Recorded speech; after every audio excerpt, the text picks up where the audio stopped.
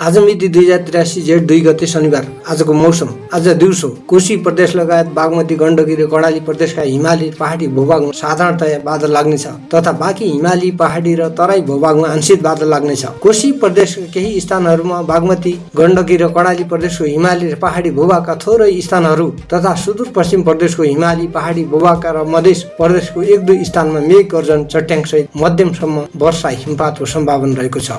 मध्य लुम्बिनी र सुदूरपश्चिम प्रदेशका थोरै स्थानहरूमा हावाहुरीको पनि सम्भावना रहेको छ। त्यस्तै आज राति कोशी प्रदेश लगायत बागमती, गण्डकी र कर्णाली प्रदेशका हिमाली र पहाडी भूभागमा साधारणतया बादल लाग्नेछ र बाँकी पहाडी र तराई भूभागमा आंशिक बादल लाग्नेछ। कोशी प्रदेशको थोरै स्थानहरू, बागमती र गण्डकी प्रदेशका हिमाली र पहाडी भूभागका 1-2 स्थानमा मेघ गर्जन, चट्याङसहित मध्यमसम्मको वर्षा हिमपातको सम्भावना रहेको छ। मध्य र लुम्बिनी प्रदेशका तराईका थोरै स्थानहरूमा हावाहुरीको पनि सम्भावना रहेको छ।